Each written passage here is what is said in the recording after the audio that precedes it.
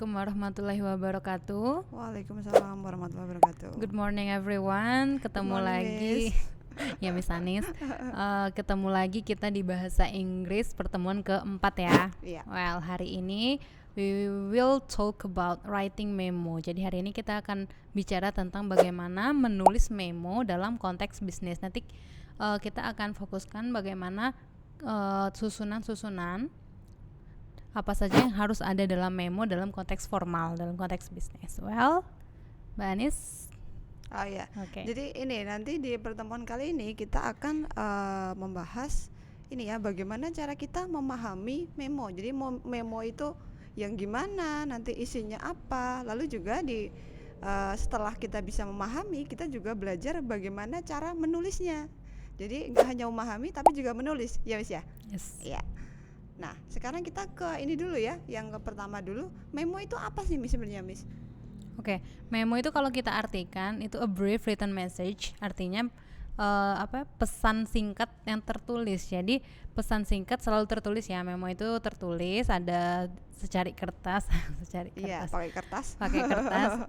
Well, nah di sini nanti kita akan pelajari apa saja sih yang harus kita tulis dalam memo itu agar pesan yang ingin kita sampaikan itu tersampaikan, dan kita tidak bisa menulis. Kalau informal memo kan ada memo yang kadang atasan ke bawahan itu bisa saja sih kayak nulis langsung to the point gitu ya. Yeah. Tapi ini kita pelajari yang sesuai dengan yang bakunya, standarnya. Yeah, guideline-nya gimana gitu ya. Well.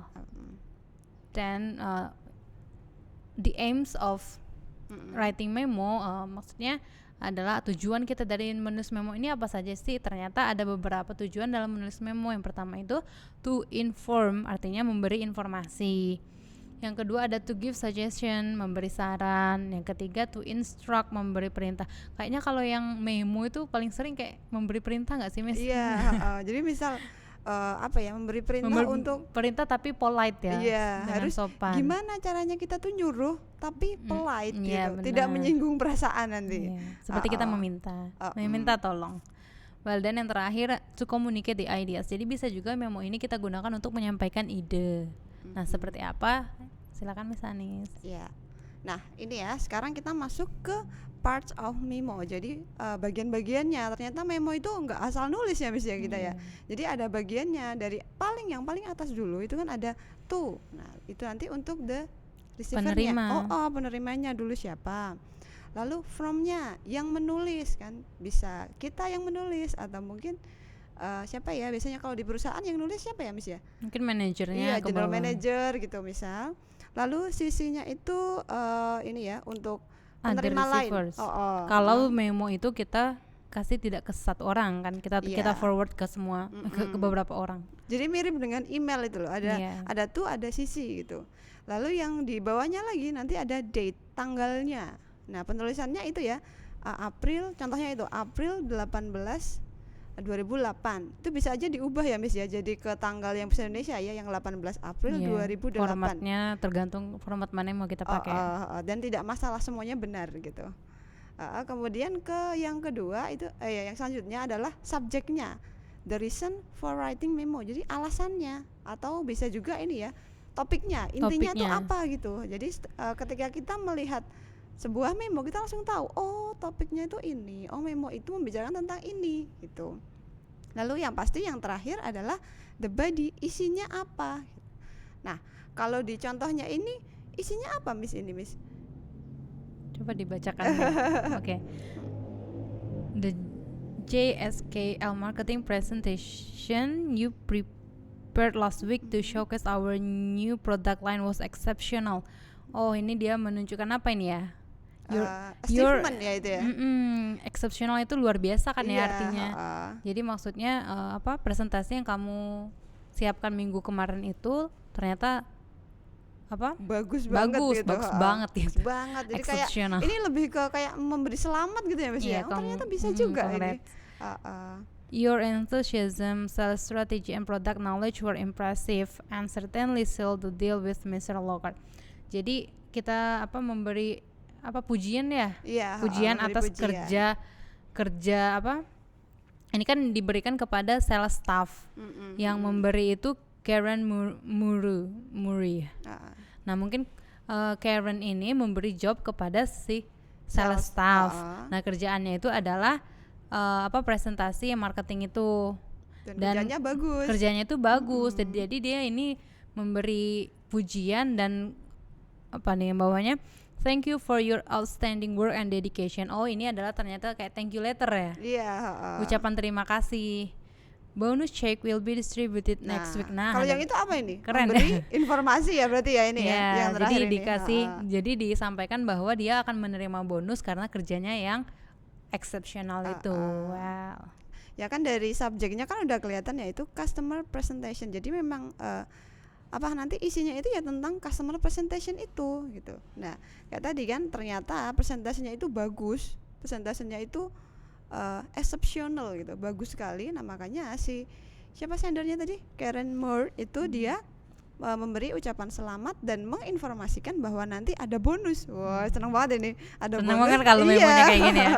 Untuk sales staff ya. Ini contohnya, ini part of memos. Next. Nah sekarang ini Miss memahami isi memo dari tadi itu. Coba Miss ini gimana Miss memahaminya Miss? Dari pertanyaan yang pertama dulu itu, what is the purpose of the memo? What is the purpose of the memo itu artinya apa tujuan dari memo itu. Jadi kita ini lebih ke apa-apa saja sih yang harus ada di memo. Yang pertama itu tujuannya ya. Tujuannya itu kita tuliskan di subjek itu bisa ya. Jadi ketika yang baca memo itu lihat subjek, oh dia bisa langsung menerka badinya nanti akan talk about it. Then who send the memo itu harus ada siapa sendernya. Terus who is the receiver biar nggak salah alamat memonya ini. Jadi ini untuk siapa nanti. Itu di mana Miss? Kalau itu paling atas ya. Yang tuh ya. Who is the receiver itu berarti yang tuh. Kalau berarti yang receiver who send itu from. Jadi siap. Dari Karen to sales staff. Dan purpose-nya itu nanti customer presentation itu. Dan what is the content itu nanti yang isinya yang content sama body-nya itu yang tadi kita lihat. Dan what is the meaning of word exceptional? Oke, tadi sudah kita bahas ya. Jadi exceptional itu adalah kita pakai to express sesuatu yang luar biasa, yang amazing gitu ya. Well, nah ini sekarang gimana cara kita setelah kita tadi udah bisa ini ya memahami isi memo ya dari yang receivernya, date-nya, sendernya gitu. Sekarang kita gimana cara nulisnya gitu. Gampang banget sih ya ini kayak yang tadi tuh yang penting kita sudah buat outline 5 pertanyaan 4 tadi ya at least.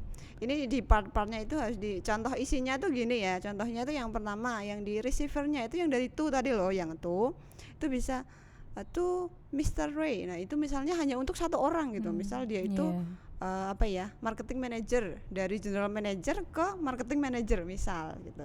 Atau bisa juga all employee atau HRD staff dan yang lainnya. Itu kan tuh-nya untuk siapa gitu.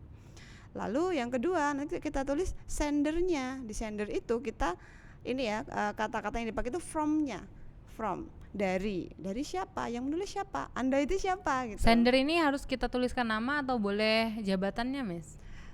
Mungkin kalau satu jabatan satu orang gitu mungkin boleh sih jabatan kalau aja. Kalau jabatan itu sudah merepresentasikan orang itu dan semua orang tahu, it's okay ya. Misalnya kepala sekolah, kepala sekolah cuma satu. Tapi kalau misalnya manajer mungkin nanti ada lagi banyak lagi ya.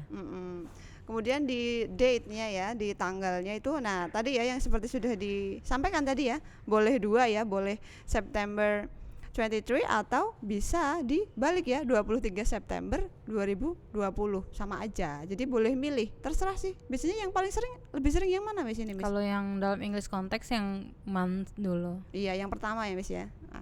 Kemudian subjeknya, nah ini isinya tuh kayak intinya nanti tuh apa yang mau dibicarakan di memo itu, kontennya itu apa. Nah, jadi tidak panjang ya Miss, jadi kayak judul. Iya kayak judul ya. Short. Mungkin lebih mudahnya kayak judul gitu ya.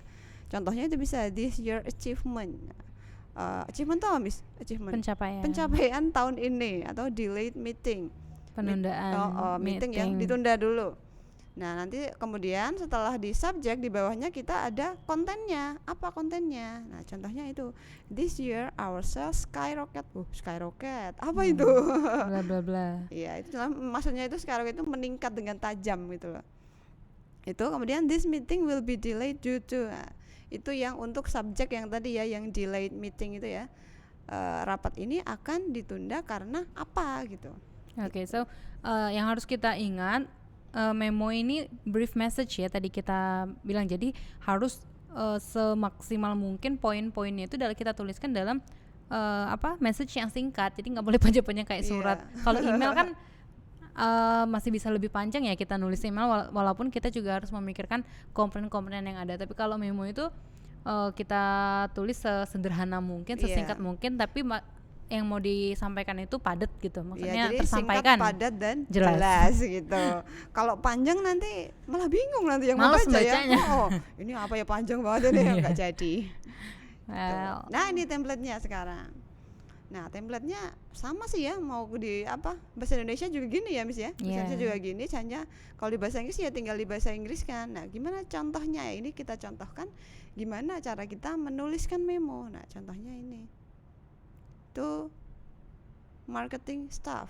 Nah, to-nya itu kita marketing staff ya. Lalu from penulis siapa penulisnya? Iya, penulisnya namanya siapa? Marketing manager. Subjeknya delayed meeting. Kalau ini nggak ada sisinya, Miss, nggak apa-apa ini, Miss. sisi gimana? Nggak ada sisi ya? Nggak apa-apa kan sisinya. Kalau ada, kalau tidak. Tapi kalau misalnya delayed meeting itu kan biasanya kan untuk semua orang ya. Kalau meeting kan biasanya bukan semua orang, maksudnya kan biasanya meeting kan beberapa orang. Iya, itu jadi kita bisa buat satu memo saja, tapi kita tambahkan sisinya siapa saja penerimanya gitu. Iya. Lalu pasti ya tanggalnya dulu. Nah, ini contohnya adalah September 29, 2020 ya. Nah, ini isinya. Contoh isinya itu ini, due to the company's management conflict, this week's meeting will be delayed for a while. Jadi akan ditunda sementara waktu.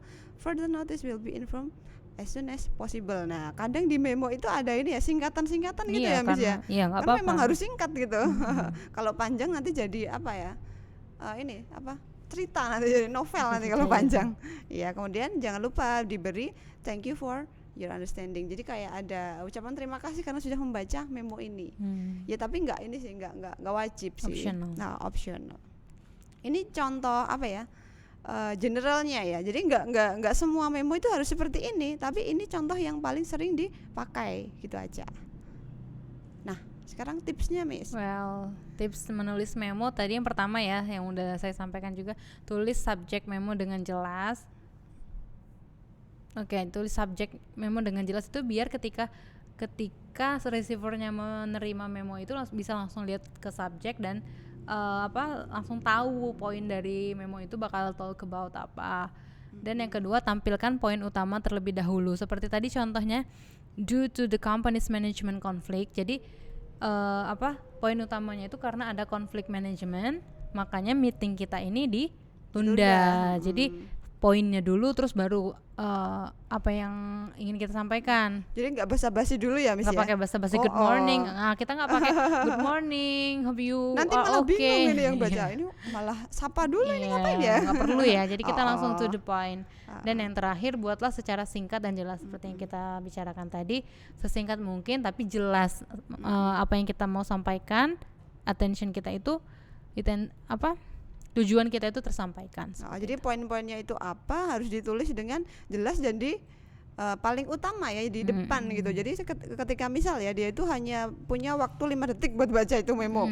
Jadi kan langsung jelas, langsung tahu di depan itu. Jadi nggak perlu dia baca dari atas sampai bawah untuk tahu ininya apa, tujuan memonya itu. Jadi memang ya memo ini untuk ya itu pesan, namanya juga pesan singkat ya, Miss ya. Jadi harus singkat, padat dan jelas gitu.